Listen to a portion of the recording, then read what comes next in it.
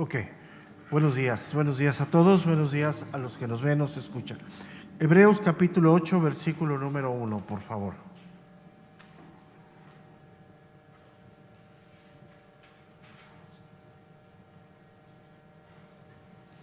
Ok, dice el versículo número 1, que lo vimos hace 8 días y vamos a poner la evidencia bíblica de esta realidad que es fundamental en la teología y en la fe cristiana. Dice: ahora bien, el punto principal de lo que venimos diciendo es que tenemos tal sumo sacerdote, el cual se sentó a la diestra del trono de la majestad de los cielos, ministro del santuario y de aquel verdadero tabernáculo que levantó el Señor y no, dice, el hombre. Ok, entonces ya vimos nosotros hace 8 días el versículo número 1 y vimos ampliamente, ¿sí?, la primera parte del versículo número 1. Hoy voy a referirme un poquito más cuando dice: el cual se sentó a la diestra del trono de la majestad, en donde dice, en los cielos. Ok, esa es una verdad bíblica que tenemos que poner la evidencia de lo que está diciendo. ¿Qué significa esto? ¿Sí? ¿Qué significa? Sí, que está sentado Jesucristo en el trono, en esa majestad. ¿Sí? Ok, lo primero que tenemos que ver, ¿sí?, que tenemos que darle una lectura muy cuidadosa al Antiguo Testamento, ¿no? Tenemos que ir al Antiguo Testamento, ¿sí?, para poder reafirmar esta verdad del Nuevo Testamento. Él está sentado, ¿sí? ¿Sí? Entonces, lo primero que tenemos que ver es que en medio del desierto es cuando Dios establece el sistema levítico, el sacerdocio. ¿Qué significa esto? Lo primero era la presencia de Dios en medio de su pueblo en circunstancias adversas, que es el desierto. Fue cuando Dios le da la visión a Moisés de hacer el tabernáculo. Pero el tabernáculo que Dios le da a Moisés solamente es algo simbólico, ¿sí? Simboliza las realidades celestiales. Y dentro de ese tabernáculo está el propiciatorio, que era la figura del trono de Dios en ese tabernáculo. Entonces, entendiendo eso, hoy nos vamos al Nuevo Testamento y habla de la ascensión de Cristo, que le da la entrada al lugar santísimo, que es, en representación de esto, el trono de Dios. O sea, representando el lugar santísimo de lo que era el propiciatorio. Hoy Él está en el trono de Dios. Entonces, la obra que Él hizo en la cruz, perfecta, una vez y para siempre, le da la entrada al lugar santísimo. Y Él tiene en su persona la expiación a través de lo que Él hizo en su cuerpo.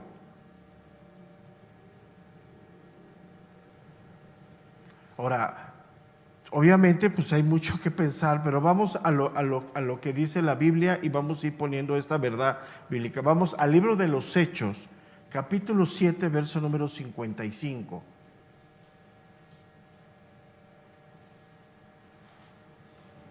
Hechos 7, 55. Dice: pero Esteban, lleno del Espíritu Santo, fíjate, lleno del Espíritu Santo, puesto los ojos en el cielo, vio la gloria de Dios y a Jesús que estaba a la diestra de Dios, y dijo: he aquí veo los cielos abiertos y al Hijo del Hombre que está a la diestra de Dios. Entonces, en esta visión Esteban confirma que Jesús está en la majestad de las alturas, ¿sí? Y obviamente es el trono de Dios. También el apóstol Juan tiene esa visión cuando Dios le da la revelación de Apocalipsis. Vamos, Apocalipsis capítulo 4, versículo número 1.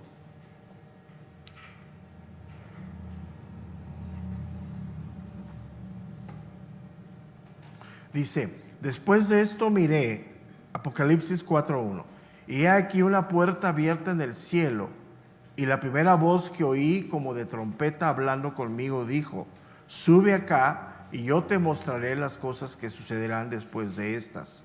Y al instante yo estaba en el Espíritu, y aquí un trono establecido en el cielo, y en el trono uno sentado, y el aspecto del que estaba sentado era semejante a piedra de jaspe y de cornelia, y había alrededor del trono un arco iris semejante en aspecto a la esmeralda. Entonces, esa visión que tiene también el apóstol Juan nos lleva a entender que Cristo, como sumo sacerdote, está sentado en el trono a la diestra del Padre. Vamos ahora otra vez a Apocalipsis capítulo 5, verso número 6.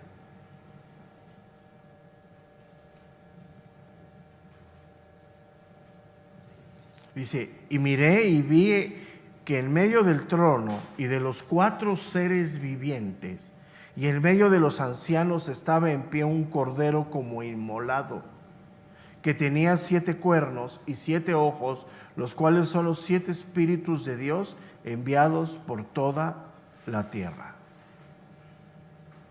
Entonces, obviamente nos deja ver claro que la muerte y la resurrección de Cristo es la reconciliación de los hombres con Dios.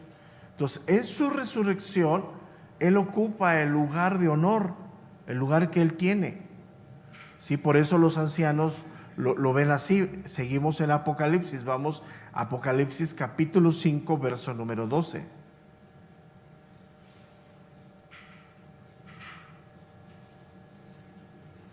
Que decían a gran voz, 5:12, Apocalipsis 5:12, el cordero que fue inmolado es digno de tomar el poder, las riquezas, la sabiduría, la fortaleza, la honra y la gloria y la alabanza. Entonces, siempre en las visiones de Apocalipsis aparece el cordero, ¿sí?, junto al Padre. Vamos al capítulo 22 de Apocalipsis, verso número 1. Apocalipsis 22:1. Después me mostró un río limpio de agua de vida, resplandeciente como cristal, que salía del trono de Dios y del Cordero. En medio de la calle de la ciudad, y a uno y a otro lado del río, estaba el árbol de la vida, que produce 12 frutos, dando cada mes su fruto. Y las hojas del árbol eran para la sanidad de las naciones, y no había más maldición, y el trono de Dios y el Cordero estará en ella, y sus siervos le servirán. Entonces, con todo lo que vemos en Apocalipsis, vamos otra vez a Hebreos capítulo 8, verso número 1. Todo lo que Apocalipsis nos completa, el final de Hebreos 8:1 nos afirma entonces que el escritor de Hebreos está totalmente en lo correcto. Dice: el cual se sentó a la diestra del trono de la majestad en los cielos. Entonces, está hablando que por eso nos conviene este gran sumo sacerdote, porque Él está intercediendo con todo poder, con toda autoridad por la iglesia en este momento. Entonces, obviamente el escritor de Hebreos pues no sabía la inspiración que Dios le iba a dar mucho después al apóstol Juan, ¿no? Pero sin embargo vemos cómo se coinciden. Tampoco sabía lo que iba a hablar Esteban en el momento de su muerte, ¿no? Pero todo llega a un punto. Entonces, por eso él sigue reiterando en el capítulo 8 el sacerdocio de Cristo, ¿sí? Sacerdocio que había establecido desde el Antiguo Testamento en el Salmo 110. Vamos otra vez al Salmo 110, versículo 4.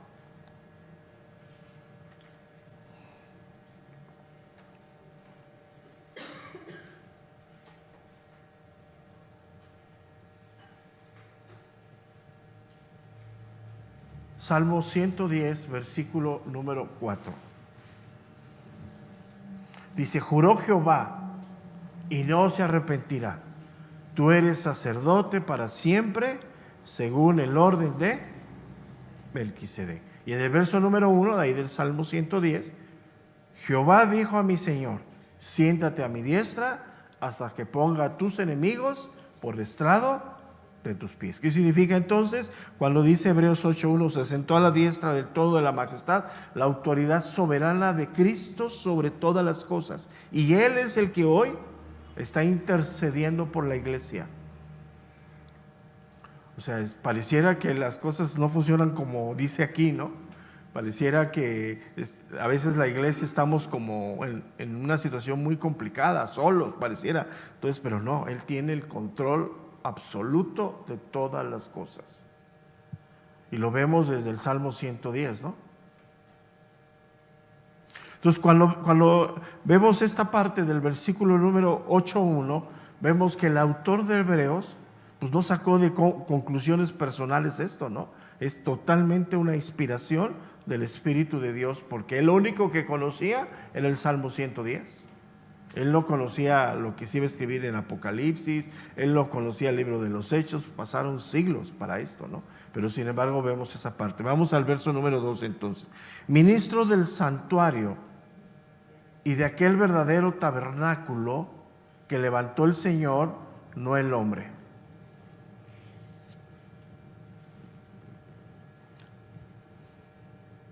Ok, aquí empieza a ser una vez más, sigue siendo el comparativo entre el tabernáculo que levantó Moisés en el desierto y lo que hizo Cristo. O sea, lo que hizo Cristo. Entonces, habla de esa parte que era, ya lo entendimos, todo lo que Dios le dio en el Antiguo Testamento era una sombra de lo que iba a venir.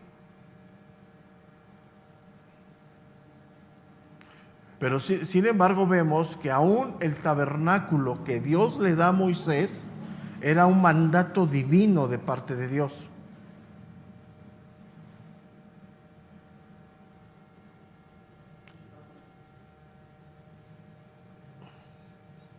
Entonces, era algo simbólico que representaba a Cristo.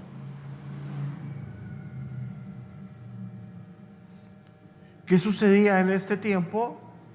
Que los judíos creían que el verdadero tabernáculo estaba en Jerusalén. Un templo que se podía tocar, ver. Pareciera que lo físico es incuestionable, ¿no? O sea, pareciera que lo físico. Pero Dios no obra de esa manera. Dios obra de manera sobrenatural. O sea, no solo, si vemos cosas, pero no es la verdad. O sea, entonces es lo mismo ahora. Pareciera que la iglesia está a la deriva, físicamente se ve, ¿no? O sea, perseguida, cuestionada, pero la realidad es otra. El que está detrás de la iglesia es algo totalmente sobrenatural, ¿sí? Entonces, podemos decir que lo primero, que fue el tabernáculo del desierto, fue una imitación de la realidad celestial. Fue una imitación.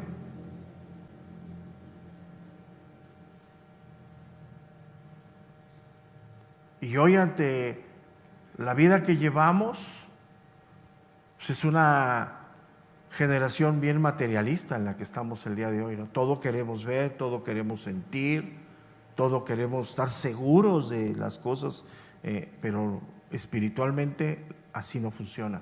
Todo tiene que ser en la fe, en la confianza, en la seguridad, y por eso el escritor de Hebreos aquí nos deja ver que ese gran sumo sacerdote nos conviene porque tiene todo el poder y toda la autoridad de estar intercediendo a favor de la iglesia. La verdadera fe no nos lleva a tocar, ni a sentir, ni a palpar, nos lleva a caminar con claridad hacia dónde vamos, ¿no? Porque todo lo que vemos es de carácter temporal y fluctuante, todo lo que vemos, ¿sí? Las realidades de Dios están en una esfera sobrenatural, que no la alcanzamos a ver a simple vista. Están ahí, pero no las vemos, ¿no? Entonces, a ellos les estaba costando mucho trabajo entenderlo porque veían el templo, ¿no? Veían los sacrificios, veían todo. Hablaban de Cristo, hablaban de la fe, y pues decían, ¿dónde estamos? No hay nada, ¿no? Entonces, por eso vamos a entrar al versículo número 3, que es donde llegamos. Déjenme lo amplio aquí.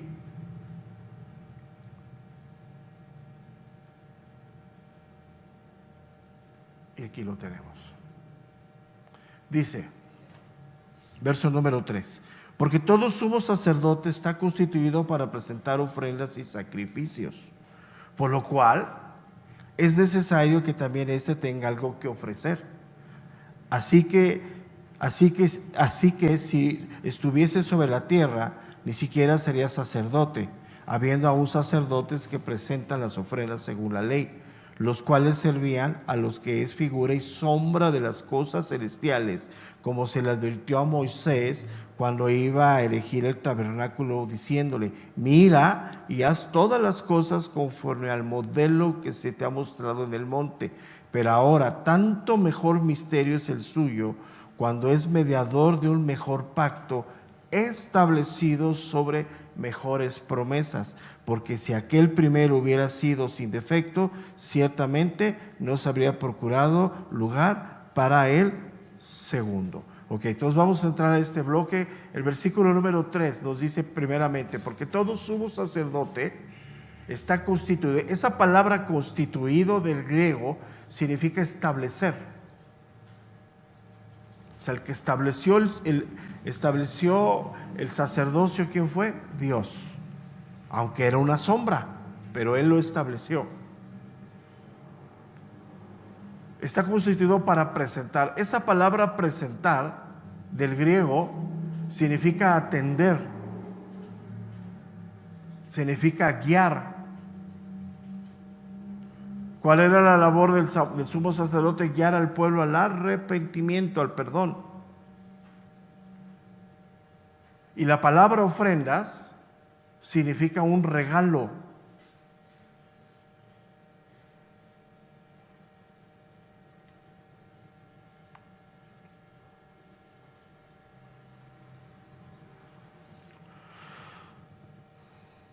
Dice la segunda parte del versículo número 3: por lo cual es necesario que también ¿quién es este? Cristo, tenga algo que ofrecer. ¿Qué ofreció Él de ofrenda? A sí mismo. Todos los demás ofrecían animales, sacrificios externos.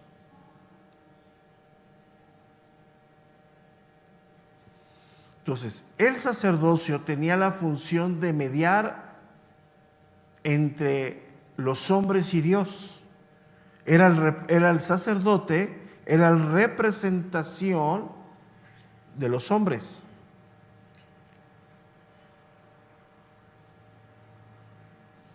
Es tanta una verdad tan contundente que aún el paganismo hace sacrificios para querer imitar lo que Dios ha establecido. Entonces, el sacrificio, la mediación que hacía el sumo sacerdote, era para aplacar la ira divina contra el hombre. Dios está airado totalmente con el hombre porque la paga del pecado es la muerte. Entonces, todos los sacrificios que se hacían en el Antiguo Testamento, en el sacerdocio levítico, era para apaciguar la ira de Dios simbólicamente. No iba a ser completo hasta que no viniera el sacrificio perfecto de Cristo.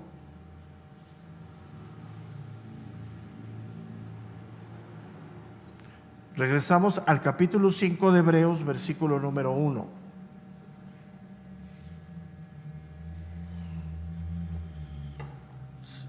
Hebreos 5:1: porque todo sumo sacerdote tomado de entre los hombres es constituido a favor de los hombres en lo que a Dios se refiere, para que presente ofrendas y sacrificios por los pecados.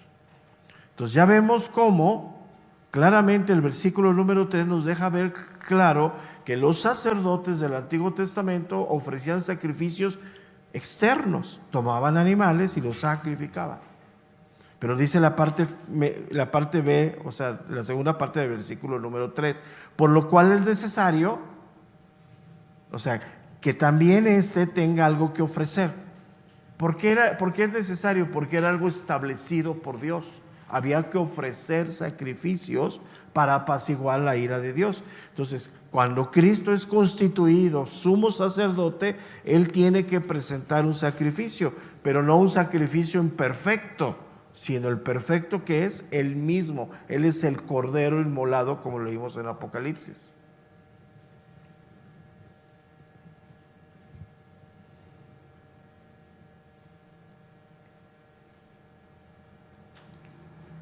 Y esta porción de la segunda parte del versículo 3, cuando dice, por lo cual es necesario que también éste tenga algo que ofrecer, el escritor de Hebreos lo pone en un tiempo que se conoce como auristo del griego, que significa una acción ya completada.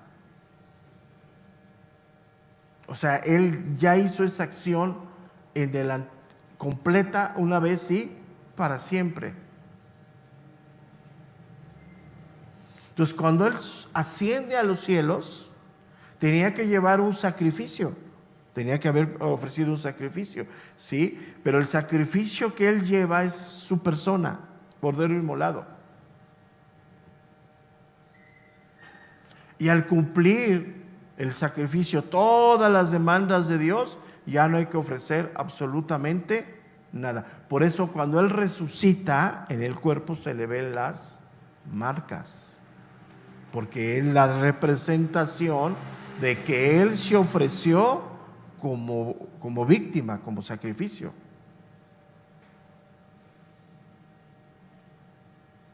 Entonces, cuando dice aquí, por lo cual es necesario que también este tenga algo que ofrecer, es algo que ya ofreció y que fue perfecto una sola vez y que no se tiene que estar ofreciendo continuamente. Por eso la manera en la que lo escribe en el griego habla de una acción ya completada, no algo que está ocurriendo en el presente. Entonces, volver a hacer el sacrificio de Cristo como tal es algo totalmente fuera del contexto bíblico. ¿Qué es la Santa Cena? Es un recordatorio que hacemos del sacrificio de Cristo. Son cosas diferentes. En la Santa Cena recordamos en el pan y en el vino lo que sucedió con Cristo. Entonces, cuando Él derrama su sangre, limpia todo pecado, cumple todo lo que el Padre pide y es una sola vez y para siempre. Entonces, la sangre de Cristo es para la remisión de los pecados. No es un fetiche que me cubro todo eso es una vil herejía. También lo que hace la religión popular de cada domingo, que llaman al frente, ya lo sabes, que es la transustantación, es totalmente una herejía. No es cierto, o sea, no existe eso. Ya se cumplió una sola vez y para siempre. Y nosotros hacemos la Santa Cena como recordatorio. ¿Y cuál es el recordatorio más grande? Que Él vendrá por segunda vez. ¿Y cómo estamos listos? O sea, por eso no la tomemos a la ligera, como dice Corintios, ¿no? Entonces, el sacrificio de Cristo en cuanto a la parte espiritual está completa. Ya no hay más. Hay toda la justificación, todo fue perfecto, al grado que Él está sentado, dice, a la diestra de Dios. Vamos a Hebreos capítulo 10, verso número 14.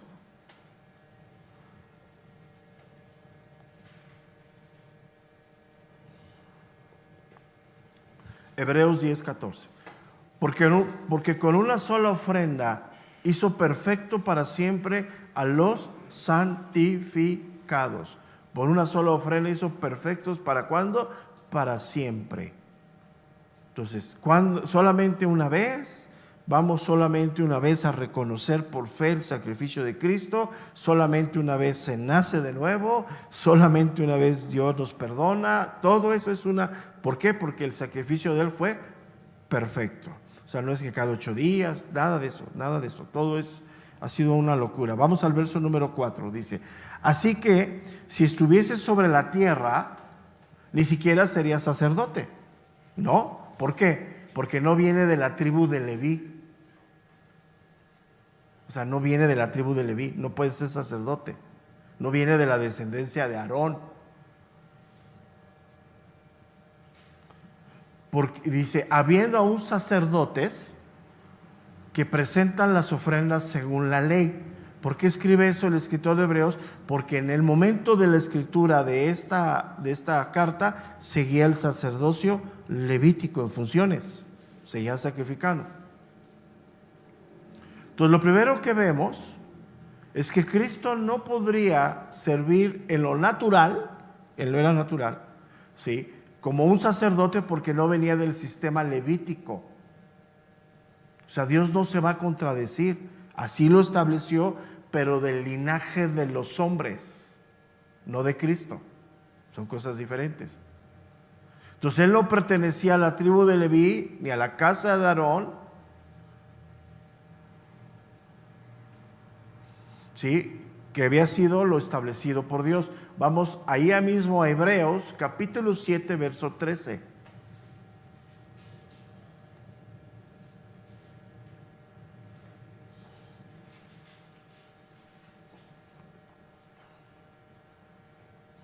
Sí, dice, y aquel de quien se dice esto es de otra tribu, de la cual nadie sirvió al altar, porque manifiesto es que nuestro Señor vino de la tribu de Judá, de la cual nada habló Moisés tocante al sacerdocio.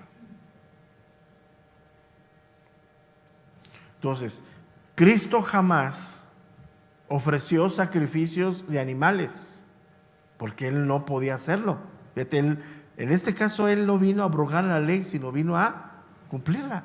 O sea, Él no lo hizo. Él podía haber hecho sacrificios, claro, pero aún físicamente en toda su vida terrenal, Él nunca hizo esa labor, porque le pertenecía solamente a la tribu de Leví, y Él del linaje natural no venía de ahí. Sabemos cómo Cristo cumplió todo, ¿no? Pero sin embargo, Él se ofrece a sí mismo. Y esto no está dentro de la ley. El sacerdocio levítico era tomar un animal, sacrificarlo y traerlo. Entonces, cuando Él se ofrece a sí mismo como víctima, como sacrificio, pues la ley no está escrito en la ley.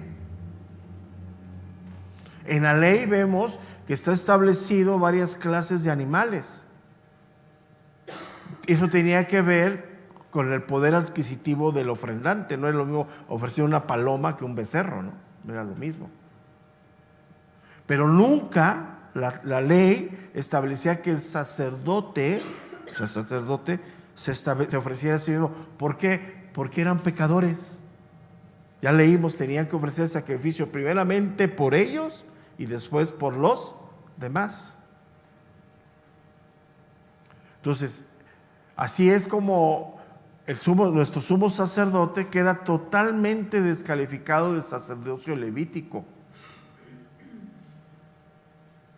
Pero sin embargo, no está en desacuerdo, o sea, lo que él hizo no está en desacuerdo con el sistema levítico. ¿Por qué? Porque reflejó las cosas naturales a las cosas celestiales. O sea, en el Levítico se establece un cordero sin mancha, sin defecto, pero hablaba de algo externo físicamente. ¿Quién es el único sin mancha, sin defecto? Jesucristo. Entonces, aquí algo bien importante. El sacerdocio de Cristo, todo lo que Él hizo, solamente está en el ámbito celestial, en el ámbito espiritual, físicamente no.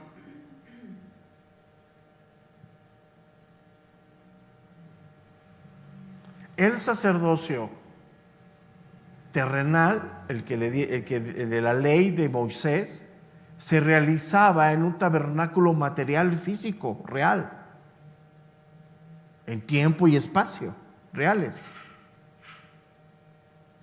Porque estaba basado en sacrificio de animales. Entonces, no podemos ver el sacerdocio de Cristo comparado tiempo y espacio natural con el sacerdocio levítico. Recordemos, era un símbolo de una realidad espiritual. Por eso Jesús, al momento de su resurrección y de su ascensión, Él traspasa los cielos, que es el lugar santísimo, ¿no? Donde está el Padre, ¿no? Lo que en el Antiguo Testamento o en el tabernáculo estaba el propiciatorio. Entonces, el sacerdocio de Cristo es espiritual, es celestial, y no tiene nada que ver en la realidad con el templo de Jerusalén. Ese era un símbolo.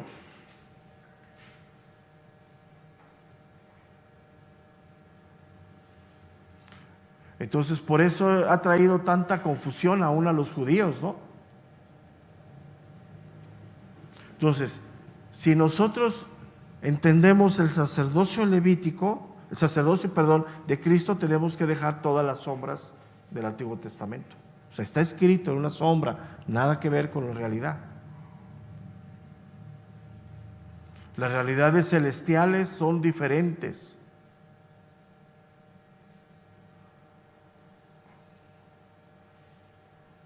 Entonces, cuando dice la Escritura que tú y yo estamos sentados en lugares celestiales con Cristo, no tiene nada que ver con espacios y tiempos naturales.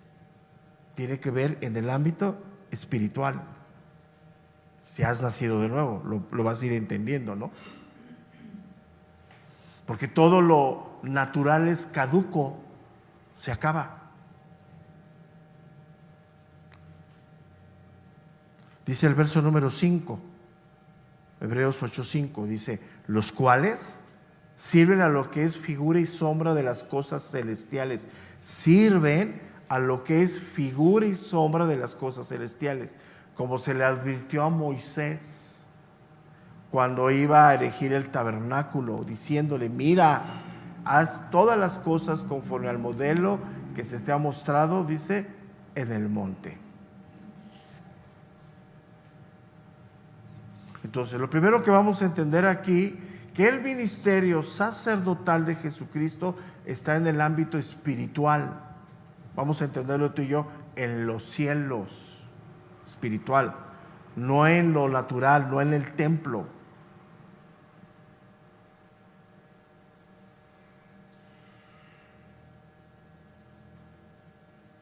Ahora, el cielo, el ámbito espiritual, pues no está al alcance de una simple vista, ¿no? O sea, no lo vemos. Todo lo natural está a simple vista. Entonces, si no tenemos cuidado, nos vamos a engañar, ¿no? Porque todo lo que concierne a Dios, la intercesión, el cuidado, lo que Él tiene con nosotros es de carácter espiritual. Entonces, hagamos entender esto. Para yo entender su intercesión de Cristo en mi vida, tengo que andar en el espíritu, más no en la carne. En la carne voy a parecer que nomás no hace nada, ¿no? Pero en el espíritu es ahí. Esa es la gran... ¿Y qué sucede? Somos bien fácil de engañarnos a nosotros mismos. Porque todo lo que nos enseñan, todo lo que quieren es que bajemos de lo espiritual a lo terrenal. Por eso establecen posturas ideológicas que el primer domingo de cada mes acudas a tomar la Santa Cena. Es algo natural que no tiene nada que ver con lo espiritual. Y ese domingo todo el mundo llega, ¿no? Porque es el primer domingo del mes, entonces participo y entonces todo el mes me va a ir bien. Entonces, si fuera así, pues desde ayer lo hubiéramos hecho, ¿no?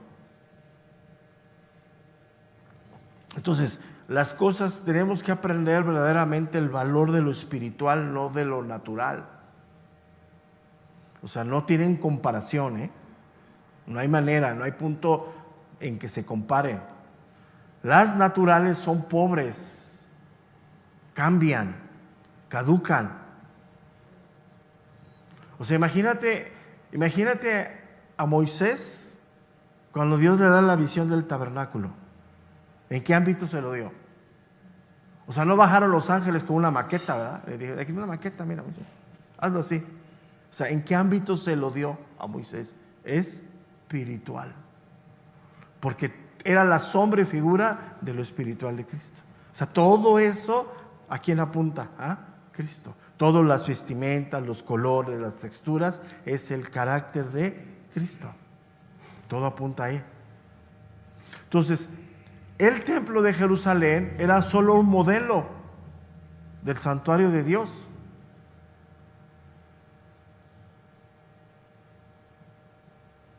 Es como cuando tomas un retrato que se parece al original, pero no es el original.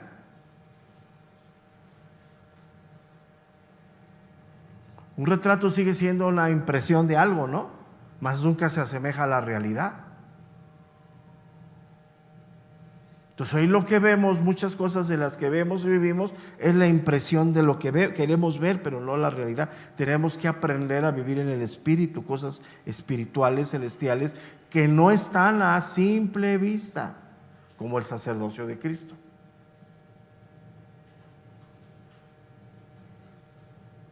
Entonces, un retrato lo puedes ver, lo puedes tocar, pero no es la realidad. ¿Qué sucedió en el Antiguo Testamento? Era un retrato, lo que le implantó a Moisés en la cabeza, ¿no? En el corazón. Entonces, por eso ha traído todavía y seguirá trayendo mucha confusión esto del sacerdocio de Cristo, porque es algo totalmente en el ámbito espiritual, no en el ámbito natural. A nosotros a lo mejor como gentiles no nos impacta tanto, ¿no? Pero el judaísmo está fuerte, ¿no? Entonces, cuando dice esto, en el verso número 5,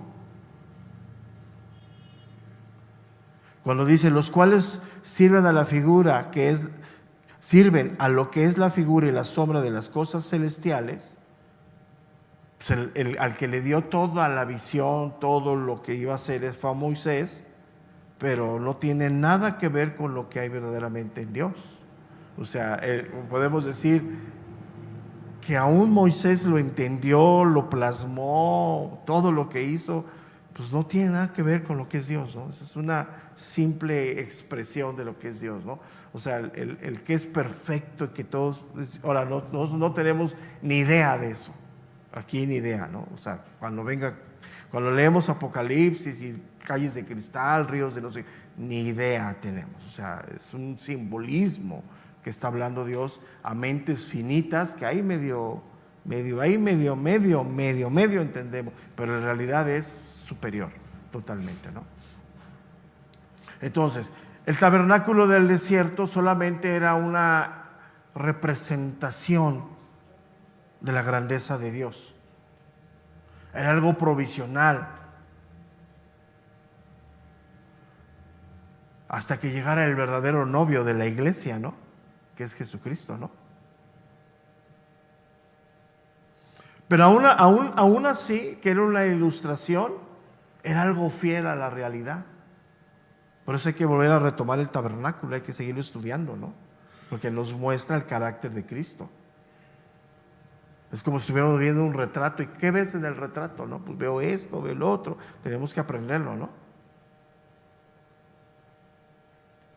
Pero sin embargo, el retrato, como no es la realidad, yo no puedo tener esa relación con el retrato, sino tengo que seguir teniendo la relación de persona a persona. Entonces, mi relación con Cristo no es a través de las cosas naturales, sino a través de las cosas espirituales.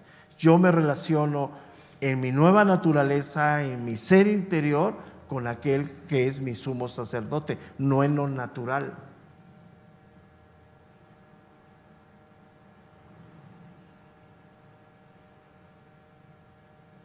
Por eso el autor de Hebreos dice claramente que sirven a lo que es figura y sombra. Aunque son similares, no es la realidad. Todo lo que concierne a mi relación, a mi comunión, a mi salvación, es en el ámbito espiritual. Por eso encontramos tantas veces en el Nuevo Testamento: no contristéis el Espíritu Santo que os fue dado. ¿Por qué? Porque nos vamos a lo natural, y en lo natural medio vemos, pero estamos fuera de la verdad.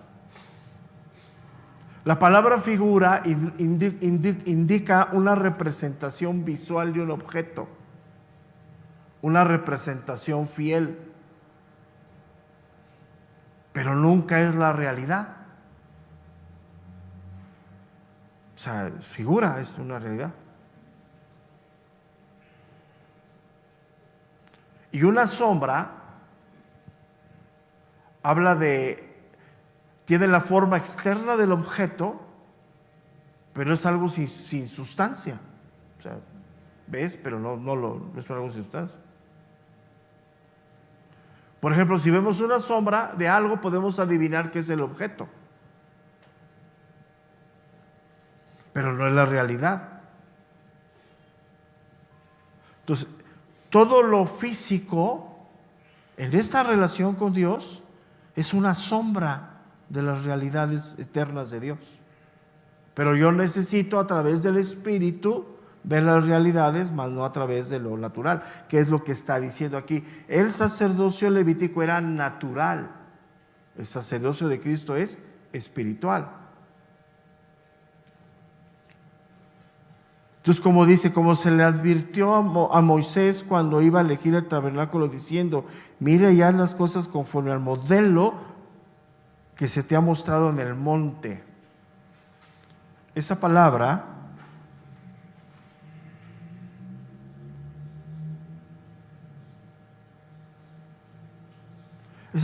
conforme, que dice aquí,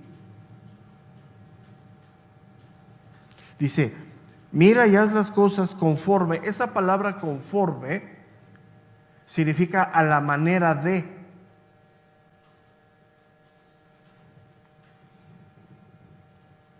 La palabra modelo significa una estatua, una semejanza.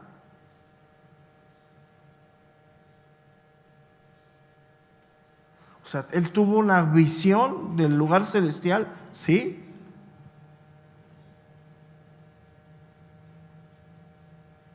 O sea, él tuvo una visión celestial de lo que lo que es el lugar y la presencia de Dios, sí, Dios se la dio.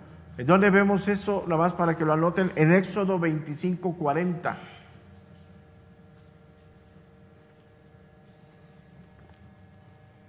Esos 40 días que pasó Moisés arriba en el Sinaí, todo esto aconteció. Ese modelo. Entonces, Dios cuando da en el ámbito espiritual, o sea, le mostró algo espiritual a Moisés. Cuando Dios hace esa parte de lo espiritual, no necesita intercesores. Él mismo viene y manifiesta todo. Entonces, cuando le dio ese modelo a Moisés, pues le dio la revelación directamente Dios. Y él la plasma así, ¿no? Ahora él tuvo el privilegio, fíjate, de entrar en la presencia de Dios. Ahora sí que lo que Dios le dio, como es para entenderlo nosotros, fue de primera mano. O sea, no hubo quien, no le dijo: mira, haz esto y te voy a mandar nada. Mira, vamos a Éxodo 24:9.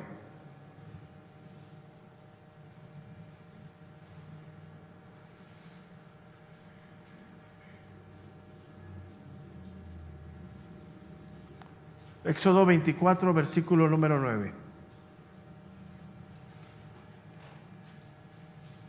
Y subieron Moisés y Aarón, Nadab y Abiú, y 70 de los ancianos de Israel, y vieron al Dios de Israel, y había debajo de sus pies como un embolsado de zafiro, semejante al cielo cuando está sereno.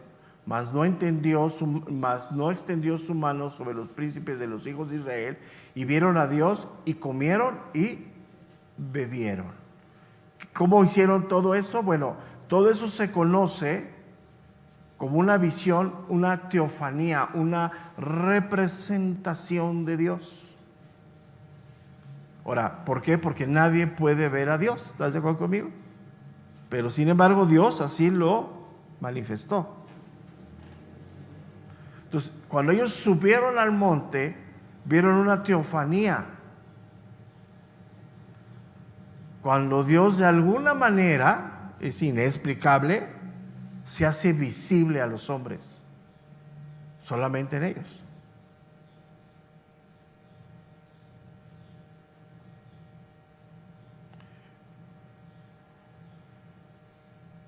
Regresemos a Éxodo 24, verso número 15, y con esto terminamos.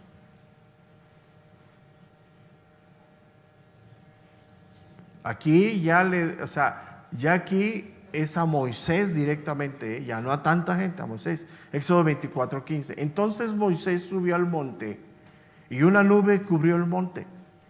Y la gloria de Jehová reposó sobre el monte Sinaí, y la nube lo cubrió por 6 días. Y al 7º día llamó a Moisés en medio de la nube.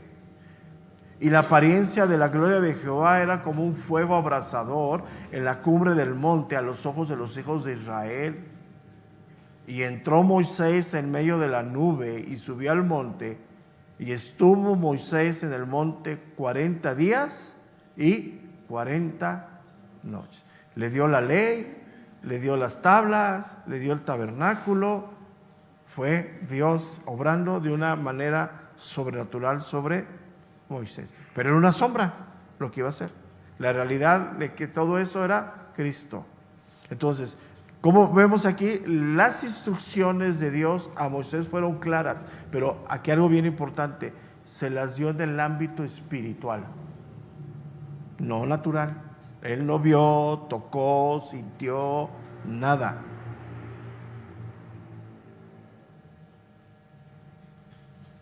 Y la gente de abajo que veía un fuego, ¿qué? Abrasador. Recuerden que el fuego habla de santidad y Dios consume todo pecado. Imaginen lo que Moisés vivió ahí, impensable. Pero sin embargo era la sombra de lo que había venir. Entonces dice el verso número 5 para concluir, los cuales sirven a lo que es figura y sombra de las cosas celestiales. Todo lo natural tiene que ver con figura y sombra. Todo lo espiritual tiene que ver con realidades. Ahora, anótala ahí, lo espiritual no lo sentimos, no lo vemos. Natural no existe nada de eso. Porque hoy tenemos mucha ideología de sentir, ver, percibir. Nada que ver. Todo es en el ámbito espiritual. Por eso los judíos en su carácter natural no entienden esto porque no están en el ámbito espiritual. Entonces cuando Moisés sale de ese encuentro, refleja ese encuentro con Dios. Ya no nos da tiempo, pero lo veremos dentro de 8 días. ¿Sí? Ya lo saben, o sea, reflejaba en su cara la evidencia del ámbito espiritual. Ahora nosotros no vamos a reflejar eso en nuestra cara, pero sí en el espíritu. O sea, tranquilos. Hay cosas que no vemos, que decimos, Señor, ¿dónde estás? Aquí está. Pareciera que no. Yo lo digo de broma, parece que se fue a tomar un café a Starbucks y nos dejó ahí sentados, ¿no? No, Él está cuidándonos ahí, presente, pero Dios quiere respuestas. Y es ahí donde nos atoramos mucho, porque Él está obrando a nuestro favor en el ámbito espiritual. Él quiere que lleguemos al final. Eso es lo que Él quiere. O sea, ya nos salvó, ya nos reconcilió. Estamos aquí, pero Él quiere que lleguemos. Que tú y yo llegamos a las bodas del Cordero. Y eso pues falta mucho para eso, ¿no? Ok, entonces ya son 10:10, dejamos aquí. Si Dios nos da vida, nos vemos en un ratito para Mujeres de Fe. Y recuerden que mañana tenemos nuestras reuniones de manera natural.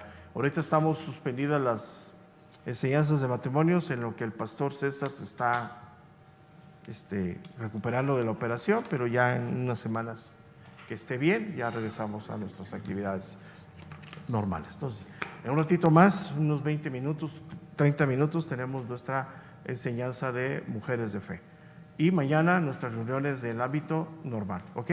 Gracias a todos, buenos días, nos estamos viendo.